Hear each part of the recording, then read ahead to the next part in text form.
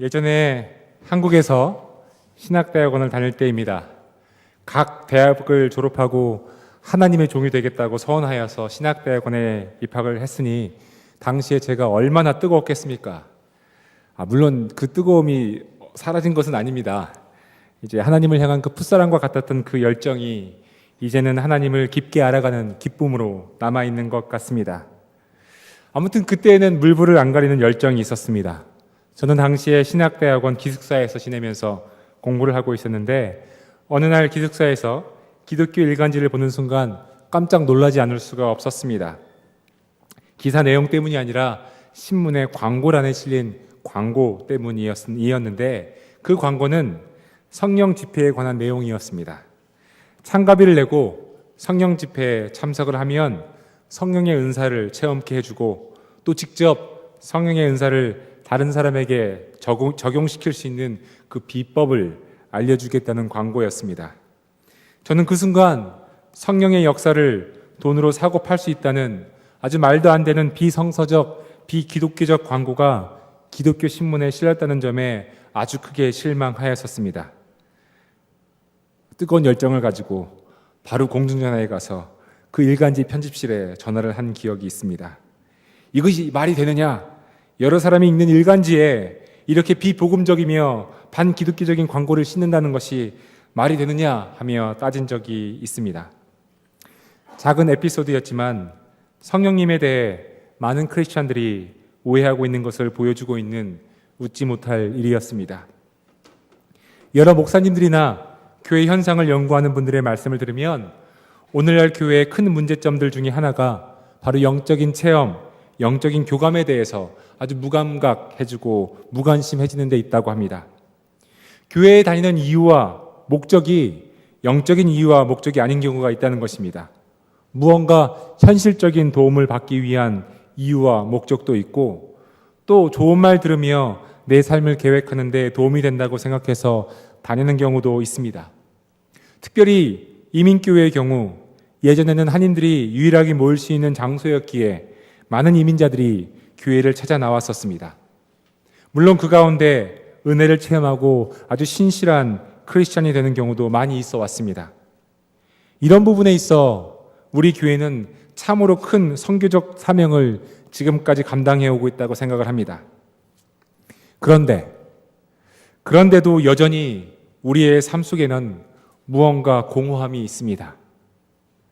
물질적인 것 때문이 아니라 우리의 삶 속에 무언지 모를 공허함이 느껴지게 되는 것입니다. 이러한 공허함은 우리 인간이 물질적인 존재가 아니라 영적인 존재라는 것을 보여줍니다. 여러 교우분들과 이야기를 나누다 보면 이런 이야기를 가끔 듣는데요. 여전히 해결되지 않는 갈급함이 있다는 말씀을 종종 듣습니다.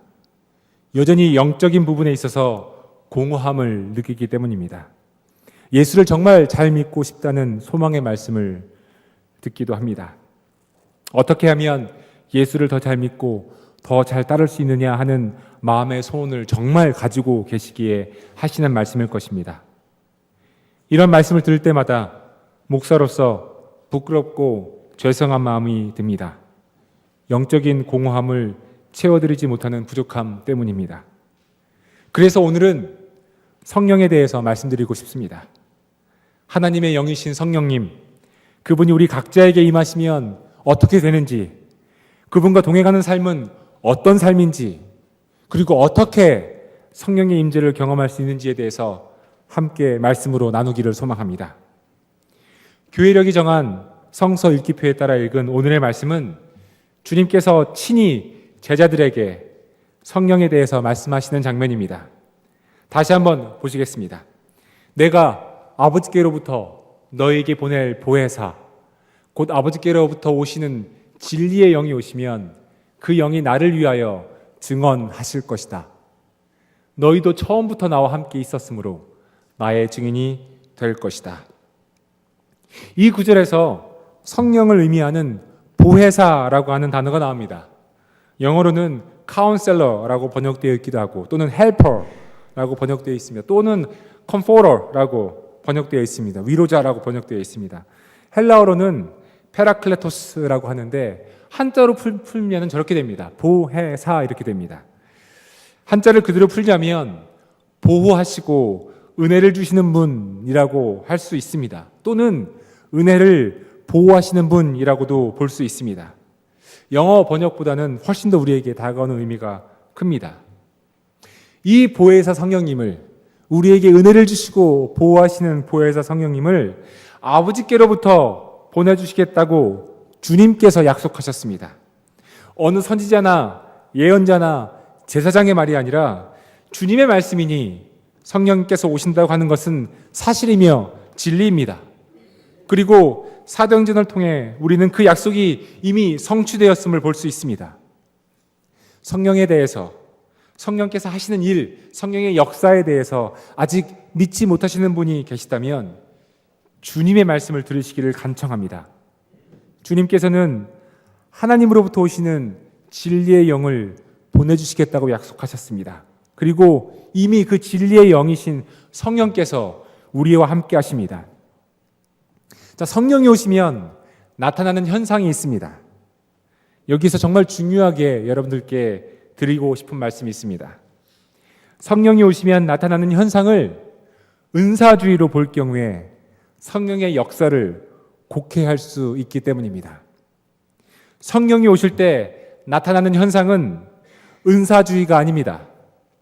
은사주의라 함은 눈에 보이는 체험이나 기적 같은 현상에 성령의 역사를 한정시켜서 기적이나 보이는 것만을 추구하게 만드는 것을 말합니다.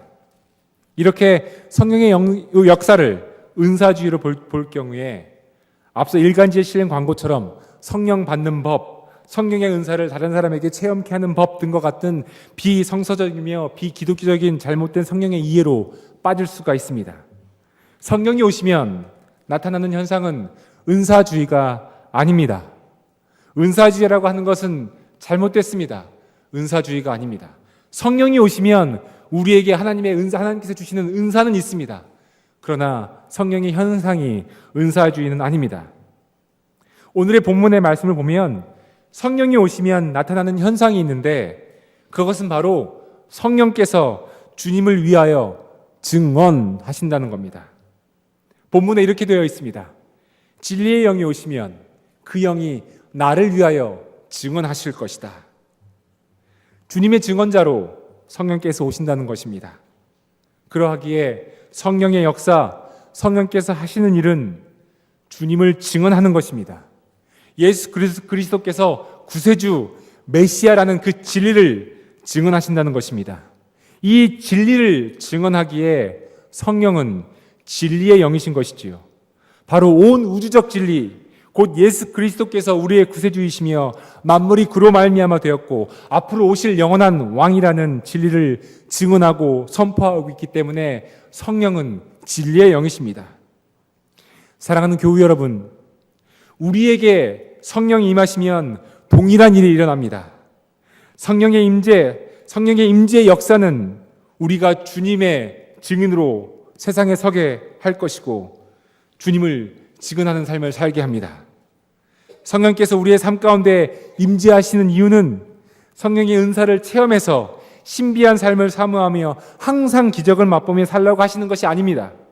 물론 우리의 삶 속에 성령께서 역사하시는, 그리고 성령께서 허락하시는 기적들이 있고 이러한 기적들이 우리의 삶을 빛나게 합니다.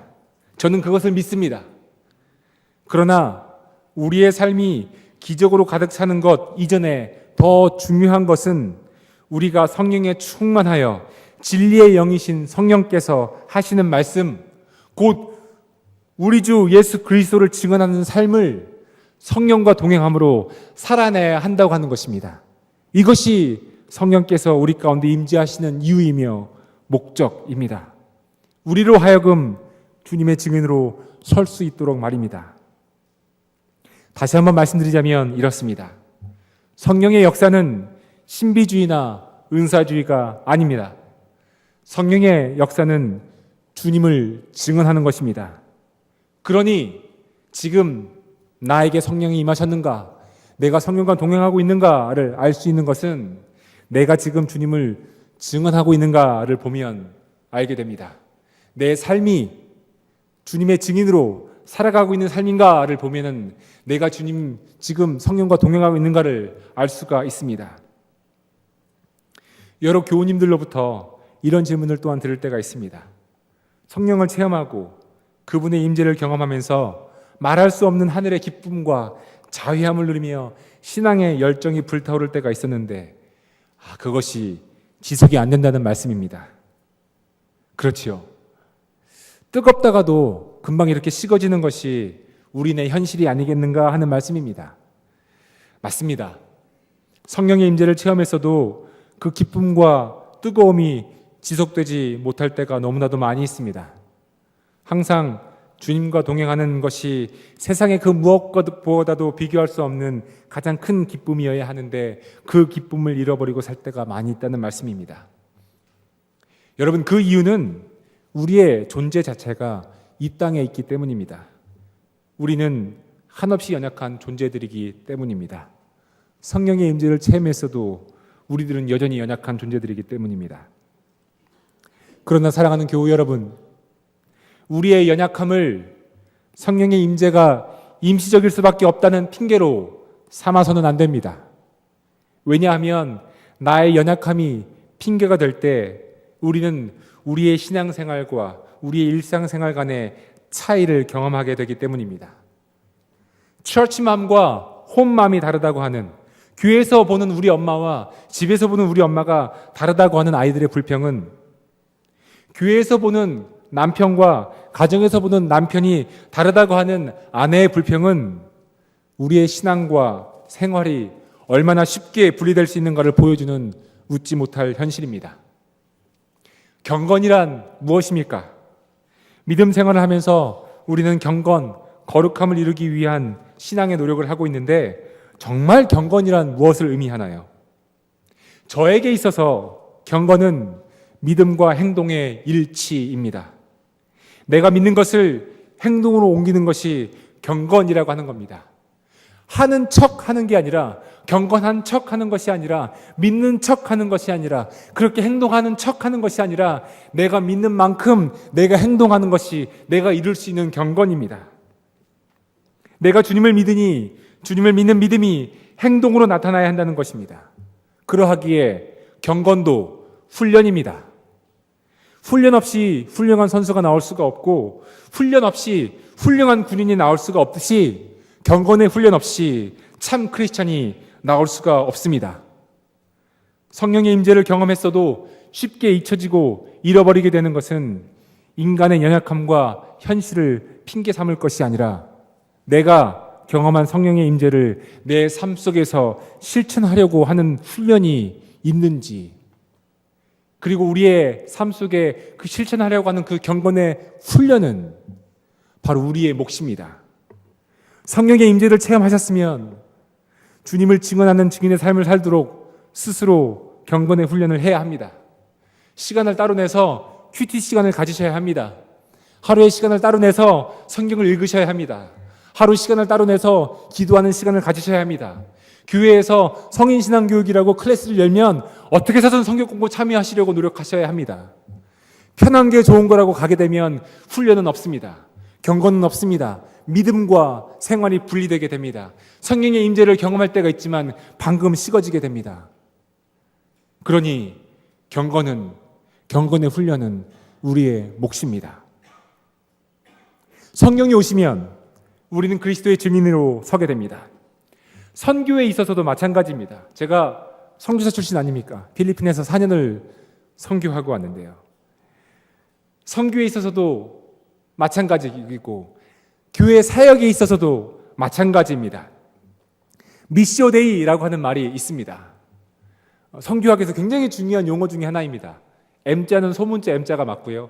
D는 대문자 M자가 맞고 이탈릭체로 이렇게 씁니다. 저 말을 풀이하자면 하나님의 선교 또는 선교사 하나님이라는 뜻입니다. 선교에 있어서 중심은 내가 아니라 하나님이 중심이라는 뜻이지요. 내가 하는 선교가 아니라 하나님께서 친히 감당하시는 선교이고 하나님 스스로가 선교사가 되시겠다고 하는 것입니다. 사역에 있어서도 마찬가지입니다. 하나님의 사역자 하나님이신데 그것을 아는 것이 그렇게도 어렵습니다. 왜냐하면 하나님을 위해서 내가 무언가를 해야 하는 것으로 착각하기 때문입니다. 하나님께서 나를 필요로 하신다고 하는 무의식 중의 생각 때문입니다.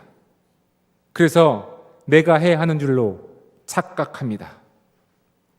선교사로 있으면서 또 사역을 하면서 이 착각을 깨는 것이 무엇보다도 중요하면서도 어려웠습니다. 내가 해야 한다고 생각을 했기 때문입니다. 교회 사역에 있어서도 마찬가지입니다. 맡은 자들에게 구할 것은 충성이라 하였다고 해서 그 충성을 내가 하는 사역을 효율적으로 열심히 하는 것으로 생각을 합니다. 그러나 주님께서 말씀하신 그 충성은 목숨을 걸고 내 이웃을 사랑하는 것이고, 목숨을 걸고 내 친구를 위해 자기 목숨을 내놓는 그 충성을 의미합니다. 일을 잘하고 못하고의 충성이 아닙니다. 교회에서 지나치게 효율성을 따지는 것은 사람이 하는 일이라고 생각하기 때문입니다. 교회의 사역의 중심은 나의 열정이나 열심이 아닙니다. 교회의 사역의 중심은 성령의 역사입니다. 성령의 역사는 효율성이나 속도를 따지지 않습니다. 구름 기둥과 불 기둥이 가면 따라가는 것이고 멈추면 서는 것입니다. 7일이면 일주일이면 갈 수 있는 그 약속의 땅을 40년에 걸쳐서 갔던 이유는 성령의 인도하심을 따라갔기 때문입니다. 효율성이 아니라, 속도가 아니라 성령을 따라가느냐 아니냐가 문제인 것입니다. 이러한 성령의 역사를 기대하며 따라가는 사람들이 우리들이고, 이러한 성령의 역사를 기대하며 따라가는 우리가 우리 교회이고 우리 크리스찬들이어야 합니다. 그러니 우리 교회는, 우리 크리스찬들은 세상 사람들과 달라야 하는 것입니다. 교회에서 직분이 맡겨지고 사역이 맡겨지면 아직 준비가 안 돼서 못하겠다고 하시는 분들이 아주 간혹가다 있습니다. 아주 간혹가다 있습니다. 충분히 이해가 되지요. 힘든 일도 있을 것입니다. 그러나 이는 겸손한 것 같으면서도 교만한 마음이 있어서는 아닌지 돌아보아야 합니다. 아직 준비가 안 되어서, 아직 사역을 할 신앙의 단계가 아니어서라는 핑계는 직분이, 사역이 나의 것으로 오해하기 때문에 드는 생각일 수가 있기 때문입니다. 내가 하는 것이 아니라 성령께서 하시는 것입니다. 직분이 맡겨지고 사역이 맡겨지면 내가 해야 할 일은 성령을 기대하며 그분의 길을 보도록 영적으로 깨어있는 것입니다. 그래서 직분이 맡겨지고 사역이 맡겨지면 그것은 영적으로 거룩한 부담감입니다. 내가 더 깨어 기도해야 하고 내가 아닌 주님이 드러나도록 스스로 더욱 더 노력해야 되기 때문입니다. 보혜사 성령님이 오시면 우리는 그저 주님의 증인으로, 주님을 위해 증언하는 증인으로 서는 것뿐입니다. 그분이 행하신 놀라운 일들을 찬양하며 그분을 높이는 것입니다. 우리가 하는 것이 아니라 하나님께서 하시는 일이라고, 하나님께서 하시는 그 놀라운 일에 나는 초청되어서 기쁨 가운데 증인으로 서는 일이 우리가 감당할 증인으로 서는 의뢰의 삶인 것입니다. 제가 선교사로 있으면서 그것을 나중에야 깨달았습니다. 선교사로 부름받았다고 하는 것이 얼마나 복된 일인지 나중에야 깨달았습니다. 내가 하는 것이 아니라 하나님이 하시는 일을 나는 초청되어서, 초대되어서 하나님이 하신 일을 보고 그 일에 대해서 내가 증인으로 서고 증언을 하고 하나님이 하시는 일에 대해서 내가 함께 하나님과 기뻐할 수 있는 그 귀한 자리, 누구보다도 복된 자리가 선교사의 자리였습니다. 사역자의 자리도 마찬가지입니다. 목회자이건 평신도이건 똑같습니다. 교회에서 부름을 받는 것도 똑같습니다. 크리스찬으로 부름을 받는 것도 똑같습니다. 성도로 살아가는 삶도 똑같습니다. 내가 내 삶을 내가 주인이 되어서 살아가는 것이 아니라 성령이 주인이 되어서 살아가는 그 삶 속에서 열매 맺혀지는 성령의 열매를 보면서 나는 무엇을 합니까? 기뻐하면 됩니다. 하나님 살아계시다는 것을 증언하면 됩니다. 하나님이 정말 살아계시고 그리스도가 정말 나의 구세주라는 것을 증언하면 됩니다. 그것이 우리가 살아야 할 크리스천의 삶입니다. 그것이 교회입니다. 그것이 우리의 모임입니다. 오직 주님만을 따라가도록, 오직 주님의 길이 나의 길이 되도록, 오직 주님이 원하시는 것을 할 수 있도록 그렇게 영적으로 깨어 있으라고 직분이, 사역이, 우리의 삶이 맡겨지는 것입니다. 그러니 하나님의 선교, 하나님의 사역이라는 그 의미가 얼마나 무게가 있는 말입니까? 할 수 있습니다, 할 수 없습니다의 차원의 의미가 아니라 성령과 동행하여 그리스도의 증인이 되는 삶의 변화를 요구하기 때문에 하나님의 사역, 하나님의 선교는 무게가 있습니다. 성령이 오시면 우리는 우리의 삶을 통해 하나님의 선교, 하나님의 사역의 증인으로 서게 됩니다. 이것이 성령의 역사이고 이러한 삶이 그리스도의 제자의 삶인 것입니다. 오늘 말씀을 준비하면서 저 스스로 제 안에 있는 유혹의 소리를 듣게 됩니다. 김유진, 너 더 잘할 수 있어. 네가 하면 뭔가 잘했다고 사람들이 이야기할 거야. 더욱더 열심히 내봐. 더욱더 속도를 내봐. 너의 이름이 드러날 거야. 많은 목회자들이, 많은 사역자들이 가지고 있는 악마의 속삭임입니다. 그 속삭임에 지지 않기 위해서 오늘도 무릎을 꿇습니다. 성령의 역사 앞에, 하나님 앞에 기도할 수밖에 없는 것은 나를 세워달라가 아니라 내가 죽고 그리스도가 살아나게 해달라고 하는 기도입니다. 그것이 성령과 동행하는 삶이고 성령과 동행하는 인생인 것입니다. 보혜사 성령의 임재를 체험한 제자들은 본문의 말씀처럼 그리스도의 증인으로 서게 되었습니다. 바로 사도행전 2장의 오순절 성령 강림 사건을 통해서 말입니다. 이렇게 기록되어 있습니다. 오순절이 되어서 그들은 모두 한 곳에 모여 있었다. 그때 갑자기 하늘에서 세찬 바람이 부는 듯한 소리가 나더니 그들이 앉아있는 온 집안을 가득 채웠다. 그리고 불길이 솟아오를 때 혓바닥처럼 갈라지는 것 같은 혀들이 그들에게 나타나더니 각 사람 위에 내려앉았다. 그들은 모두 성령으로 충만하게 되어서 성령이 시키시는 대로 각각 방언으로 말하기 시작하였다. 주님께서 약속하신 성령께서 직접 제자들에게 임하는 매우 극적인 장면을 그리고 있는 말씀입니다. 주님이 떠나시고 제자들에게 보혜사 성령이 내리신 것입니다. 그러자 성령께서 오시자 항상 복음의 수혜자로만 있었던 수동적인 제자들이 이제는 복음의 증언자가 되어서 복음을 전하기 시작했습니다. 베드로는 성령에 충만하여 주님을 증거하기 시작하였고 예수 그리스도의 증인으로 서서 성령에 의해 주님을 증언하였을 때 3,000명이 주님께로 돌아오는 일들이 일어났습니다. 그 중심에는 성령이 계셨습니다. 성령이 제자들에게 임하게 되자 그들은 복음 전도자가 된 것입니다. 성령은 이런 분이십니다. 생명을 주는 영이 없으면 생명이 있을 수가 없습니다. 진리의 영이 없으면 진리를 이해할 수 없습니다. 연합의 영이 없으면 성도 간의 교제는 불가능합니다. 성령의 능력이 없으면 그리스도의 증인으로 서는 것은 불가능합니다. 숨이 없는 육체는 시체이듯이 성령이 없는 교회는 죽은 교회입니다. 그래서 모일 때마다 속회로 모이든 성경 공부로 모이든 회의 때문에 모이든 그 어떤 모임이든 믿는 사람들의 모임이 교회라고 한다면 모일 때마다 우리 가운데 성령의 임재가 있어야 합니다. 성령의 임재가 없이는 죽은 교회입니다. 성령의 임재가 없이는 성령의 인도하심이 없습니다. 성령의 임재가 없이는 우리가 따르려는 제자의 길은 불가능합니다. 왜냐하면 성령의 능력 없이는 우리가 할 수 있는 것이 하나도 없기 때문입니다. 여러분 이 말씀을 들으십시오. 성령의 임재가 없으면, 성령의 능력이 없으면 우리가 할 수 있는 것은 아무것도 없습니다. 나의 공부로, 학업으로, 내 능력으로, 내 경험으로 할 수 있다. 네가 더 잘할 수 있다. 네가 바꿀 수 있다. 더 좋게 할 수 있다. 더 효율적으로 할 수 있다. 성령의 임재 없이 내가 가지고 있는 경험과 지혜와 지식만을 의지한다면 그것은, 그 마음은 선악과를 먹으면 하나님과 같이 된다라고 하는 사탄의 속삭임입니다. 네가 할 수 있다라고 하는 말은 사탄의 속삭임입니다. 네가 이룰 수 있다라고 하는 말은 사탄의 속임수입니다. 진리는 우리가 성령 안에 거할 때 성령이 주신 능력 안에서 할 수가 있습니다.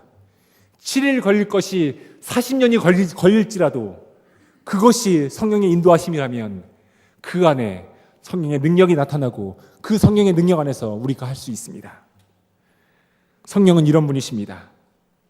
성령은 우리에게 하나님의 능력을 보여주시는 분이십니다. 성령은 우리에게 복음의 능력을 주시는 분이십니다. 성령은 우리로 하여금 그리스도를 따라 살도록 참 크리스찬이 되도록 하시는 분이십니다. 따라서 성령께서 활동하시는 그 역사의 장은 우리의 인생 전체이어야 하고 우리의 삶이어야 합니다. 간혹가다 성도님들 가운데 이런 이야기를 하는 경우가 있습니다. 내가 정말 용서하고 싶은데 용서하지 못하는 사람이 있다고. 내가 정말 우리 친척 가운데 내가 이 사람만큼 용서해야 될 사람인데 내 마음에 너무 아픔이 많아서 용서하지 못하는 마음이 있다고. 맞습니다. 어떻게 우리의 능력으로 용서할 수 있습니까? 어떻게 우리의 결단으로 용서할 수 있습니까? 이 땅을 딛고 사는 연약한 인생인데 어떻게 우리의 마음을 아프게 한 사람을 용서할 수 있습니까? 더군다나 우리 가까운 사람이 그랬을 경우에 어떻게 용서할 수 있습니까? 할 수 있습니다. 내 능력이 아니라 성령의 능력입니다. 기도하십시오. 성령께서 힘을 달라고 기도하십시오. 성령의 임재가 내 가운데 임하게 해달라고 인도하십시오. 하나님의 눈으로 그 사람을 볼 수 있도록 해달라고 인도해달라고 기도하십시오. 그러면 인간의 눈이 아니라 하나님의 눈으로 그 사람을 보게 됩니다. 하나님이 그 사람을 얼만큼 사랑하신지를 보게 됩니다. 그것이 성령의 능력입니다. 그것이 성령의 역사입니다. 우리 삶 가운데 그런 능력이 있어야 되지 않겠습니까?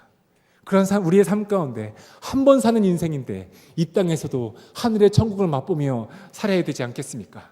내 눈이 아니라 성령의 눈으로 세상을 바라보며 살아가는 그 기쁨이 우리 가운데 충만해야 되지 않겠습니까? 그런데 여기에 질문이 하나 생깁니다. 당연히 질문이 생겨야죠.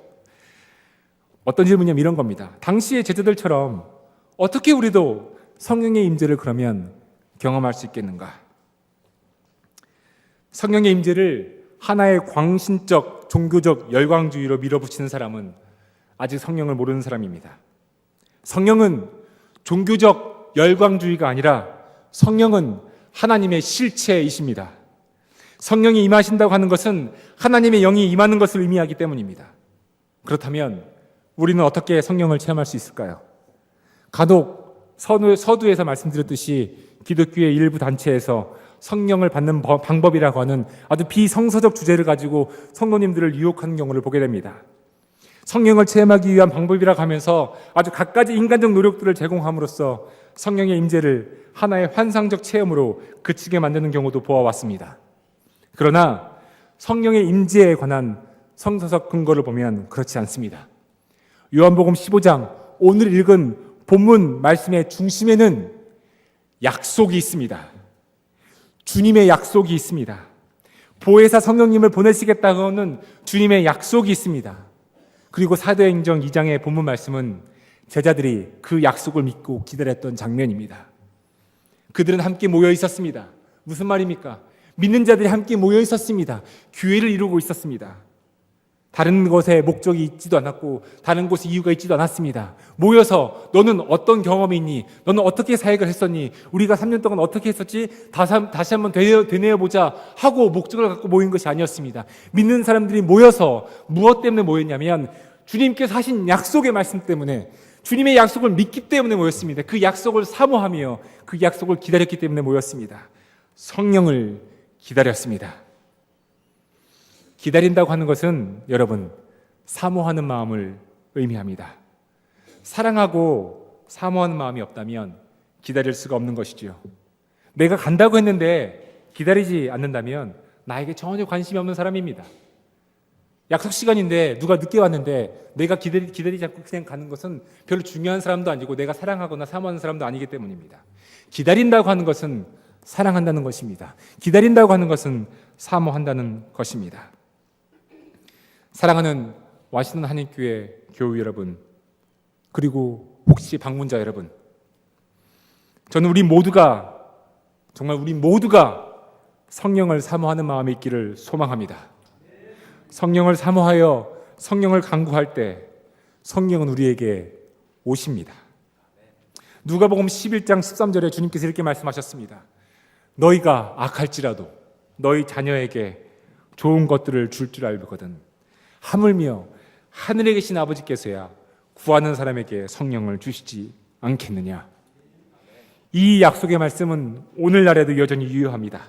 성령을 주신다고 하는 것입니다.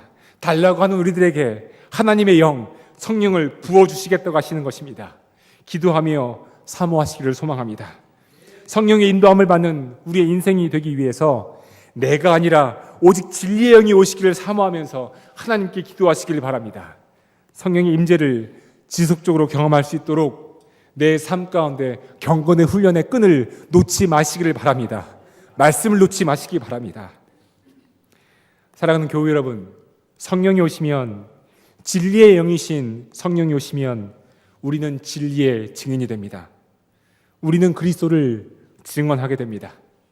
교회에서 이렇게 믿는 사람들끼리 우리끼리만 증언하는 증인이 아니라 안 믿는 사람에게, 아직 안 믿는 우리 가족에게, 아직 안 믿는 우리 친척에게, 우리 친구에게, 이웃에게 주님을 증언하게 됩니다.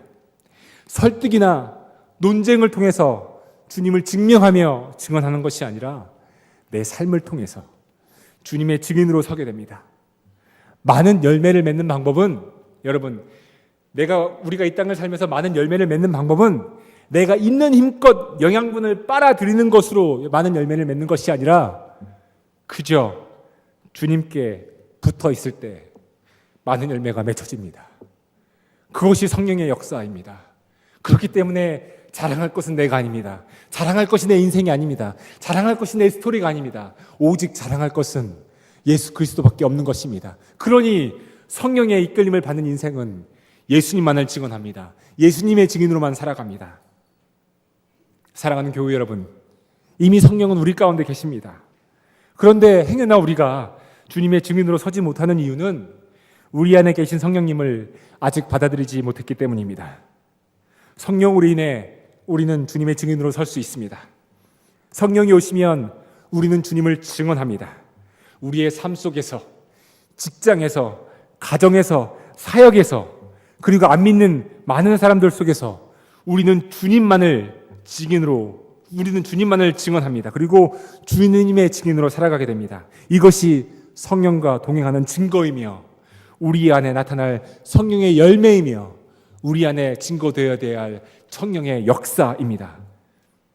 그리스도만이 드러나기를, 저는 저와 여러분 모두가 이러한 성령의 충만한 은혜 가운데 사시기를 간절히 바랍니다. 성령이 오시면, 성령의 임재가 저와 여러분과 함께 하시면 우리는 분명히 더 달라질 수 있습니다. 간절히 사모합시다. 지금도 우리와 함께 하시는 성령님을 사모하는 마음으로, 아직 내 마음의 문이 열리지 않습니까? 내 마음의 문을 열어달라고 간구하십시다. 약속의 말씀을 붙잡고 간구하십시다. 내 삶 속에 충만한 성령의 임재가 함께 하도록, 그래서 진정한 그리스도의 증인으로 살아가는 우리가 될 수 있도록 오늘도 성령의 임재를 간절히 구합니다. 아멘. 우리 함께 기도하겠습니다. 이 시간 말씀을 붙잡고 함께 결단하면서 성령님을 초청하는 기도를 함께 드렸으면 좋겠습니다. 성령님, 나에게 오시옵소서. 약속하신 그 성령을 기다립니다. 오셔서 주님의 증인으로 살아가는 우리 인생이 되게 하여 주시옵소서. 간절한 마음으로 함께 기도합니다. 기도하겠습니다. 아버지 하나님, 내 안에 성령님을 초대합니다. 아버지, 성령께서 와주시옵소서. 나의 인생 가운데 내가 증인이 아니라 주님이 증인되는 삶을 살 수 있도록 하나님 인도하여 주시옵소서. 나의 인생이 하나님 성령이 이끌림을 받는 인생이 되게 하여 주시옵소서. 교만하거나 나약하지 않게 하시고 성령 때문에 겸손하게 하여 주시옵소서. 나의 인생을 증언하는 것이 아니라 그리스도의 삶을 증언하게 하여 주시옵시고 주님을 증언할 수 있도록 도와주시옵소서. 성령께서 오시는 그 역사를 우리가 바라볼 수 있도록 인도하여 주시옵소서. 하나님, 우리의 마음을 주님 앞에 드립니다. 하나님, 우리의 마음을 주님 앞에 드립니다. 주님의 사랑하는 백성들에게 성령을 부어주시옵소서. 성령의 역사를 부어주시옵소서. 한 사람 한 사람에게 주님의 은혜 가운데 함께하여 주시옵소서.